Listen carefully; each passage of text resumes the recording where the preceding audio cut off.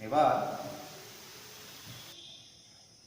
মায়ের ইচ্ছায়, মায়ের আশীর্বাদে তোমরা ভালো থাকো, সুস্থ থাকো, এই কামনা করে গত ক্লাসগুলিতে তোমাদের ইতিহাসের বিষয়ে যে সমস্ত সিলেবাসটি ছিল প্রায় শেষের মুখে।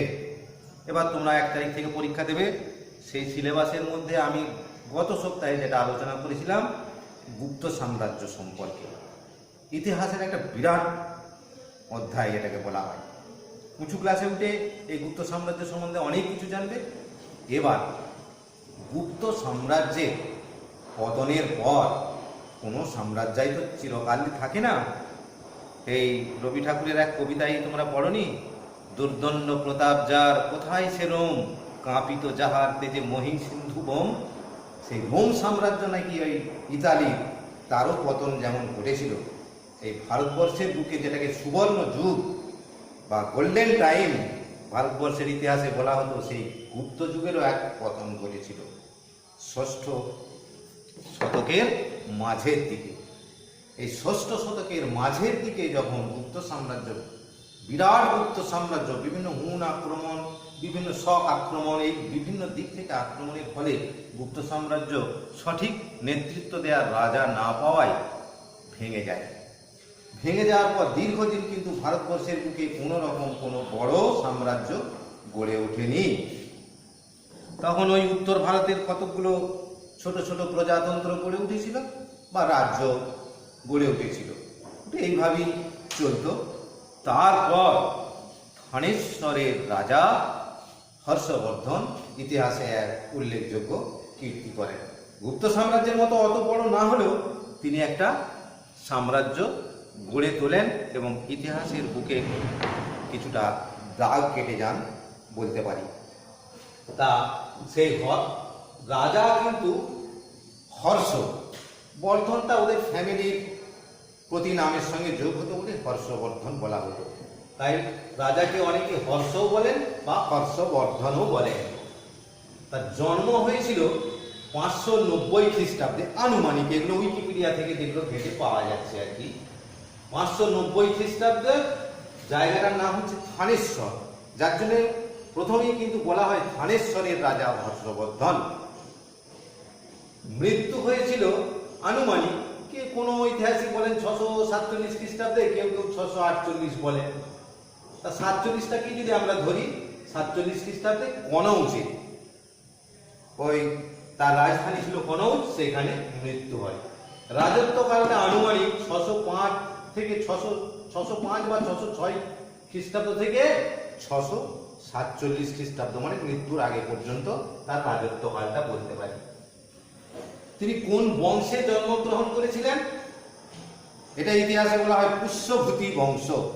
কিন্তু তোমাদেরকে আমি গতদিনে যেরকম বলেছিলাম আজকেও ঠিক সেইভাবেই বলছি। এই জিনিসগুলো কিন্তু নোট করো। এই নোট করলে তুমি ছোট প্রশ্ন, মাল্টিপল চয়েস প্রশ্ন, এমসিকিউ এবং বড় প্রশ্ন, মাঝারি প্রশ্ন, সমস্ত প্রশ্নেরই কিন্তু উত্তর দিতে পারবে। পুষ্যভূতি বংশে জন্ম, পিতা বা বাবার নাম প্রভাকর বর্ধন, মায়ের নাম ছিল যশোমতী, আর এক বড় ভাই ছিলেন, বড় ভাইয়ের নাম হচ্ছে রাজ্যবর্ধন, আর একটি বোন ছিল, বোনের নাম হচ্ছে রাজশ্রী।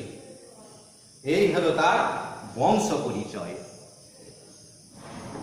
তো এবার ওই রাজা হর্ষ কি করে রাজা হলেন?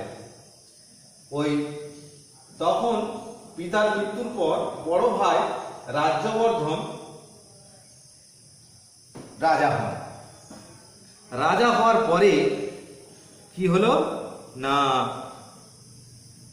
তিনি সাম্রাজ্য বিস্তার করতে গিয়ে গৌড়ের সম্রাট শশাঙ্ক, যেটা বর্তমানে আমাদের ওয়েস্ট বেঙ্গলের মধ্যে, সেই শশাঙ্কর হাতে পরাজিত হন এবং মৃত্যু হয় সেখানে। মৃত্যু হওয়ার পরে তার উত্তরসূরি হিসাবে পরে এই ভাই হর্ষের ডাক পড়ল, হর্ষবর্ধন রাজা হলেন। সেই ওই যে 605 কিংবা 606 খ্রিস্টাব্দে, তাহলে ভেবে দেখো জন্মটা যদি 590 খ্রিস্টাব্দে হয়, তাহলে 605 বা 6-তে যদি রাজ্য অভিষেক হয়, রাজার আসনে বসেন, তাহলে তার বয়সটা তখন কত? মাত্র 16 বছর। পারদর্শিতা ছিল নিশ্চিত, রাজত্ব ওইভাবেই তিনি রাজত্ব চালিয়ে গেলেন। আর রাজত্ব এরিয়াটা কতটুকু ছিল না, পাঞ্জাব থেকে মধ্য ভারত এবং প্রায় তোমার পশ্চিমবঙ্গ এবং উড়িষ্যার বেশ কিছুটা, এই হচ্ছে মধ্য ভারতের মধ্য অঞ্চলটা। পাঞ্জাব থেকে শুরু করে উড়িষ্যা, এবারে নর্মদা নদীর উত্তরে অবস্থিত ছিল আর কি। সমস্ত সিন্ধু গাঙ্গেয় অববাহিকাটার মধ্যে হর্ষবর্ধনের রাজত্ব ছিল। তাহলে এই এলাকাটা থেকে নিশ্চিত বোঝা যাচ্ছে যে গুপ্ত সাম্রাজ্যের মতো দক্ষিণ দিকে অতখানি বিস্তার লাভ করতে পারেনি। তা না হলেও কিন্তু শাসন ব্যবস্থা এবং সর্বদিক থেকে তিনি কিন্তু সুশাসক হিসাবে ইতিহাসের পাতায় একটা দাগ রেখে গেছেন। আরো দক্ষিণে তিনি রাজত্ব বিস্তার করার চেষ্টা করেছিলেন, দিয়ে তৎকালীন ওই যে চালুক্য বংশীয় রাজা দক্ষিণের দ্বিতীয় পুলকেশীর কাছে পরাজিত হন, দিয়ে নিজের ওই এলাকার মধ্যে আর ঢোকেননি, দিয়ে নিজের এলাকাতেই তিনি রাজত্ব করেছিলেন। তো তার রাজত্বকালে কিন্তু দেখা যায় যে ওই ছোট ছোট রাজ্যগুলোকে তিনি একত্রিত করে তাদেরকে বসে এনে সুন্দর একটা বোঝাপড়ার মধ্যে রাজত্ব স্থাপন করেছিলেন। আর এত সুন্দর বিচার ব্যবস্থা বা সুশাসন ব্যবস্থা তিনি করেছিলেন এবং শান্তি বজায় রেখেছিলেন, যার জন্য বহু দূর দূরান্ত থেকে বিভিন্ন পণ্ডিত ব্যক্তিত্ব, জ্ঞানী ব্যক্তিত্ব, ধর্মপ্রচারক এরা রাজসভায় আসতেন। তোমরা ইতিহাসের পাতায় পড়েছো নিশ্চয়ই, তৎকালীন সময়ে চীনা পরিব্রাজক হিউয়েনসাং ভারতবর্ষে এসেছিলেন। তিনি তার ভ্রমণ কাহিনীতে রাজা হর্ষবর্ধন সম্পর্কে, তার সুশাসন, তার দানশীলতা, মানে প্রজাদের অভাব অভিযোগের প্রতি নজর রাখা এবং অভাবী প্রজাদের প্রতিপালন করা, মানে তার দানশীলতার কথা বহু উল্লেখ আছে এই হিউয়েনসাংয়ের বলে পরিব্রাজকের বিবরণীতে পাওয়া যায়। আর তিনি শুধু রাজা ছিলেন তাই নয়, সুসাহিত্যিক ছিলেন এবং কবিও ছিলেন বলা যায়। তার লেখা 3টি কাব্যগ্রন্থের আমরা সন্ধান ইতিহাসে পাই। কি কি? নাগানন্দ, রত্নাবলী আর প্রিয়দর্শিকা। এই 3টি কাব্যগ্রন্থের আমরা, সংস্কৃত কাব্যগ্রন্থের তাঁর লেখা পরিচয় পাই। আর তার সভাকবি ছিলেন হচ্ছে বাণভট্ট। বাণভট্টের লেখা হর্ষচরিত থেকেও আমরা কিন্তু রাজা হর্ষবর্ধনের বিভিন্ন গঠনমূলক কাজের পরিচয় পাই। তাহলে রাজধানী ছিল কোথায়? কনৌজ। রাজধানী ছিল কনৌজ।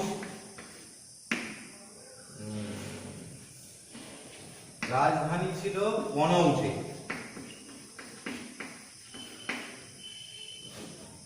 সভাকবির নাম কি? সভাকবি কে ছিল হর্ষবর্ধনের? বাণভট্ট। তিনি কি কাব্য রচনা করেছিলেন? হর্ষচরিত, মানে হর্ষবর্ধনের চরিত্র সম্পর্কে এবং তার কার্যকলাপ সম্পর্কে সুন্দর লিখে গেছেন।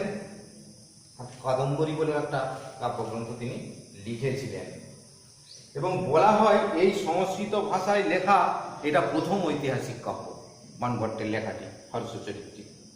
আর ধর্ম কি? রাজা হর্ষবর্ধন কোন ধর্ম অনুসরণ করে চলতেন? বৌদ্ধ ধর্ম।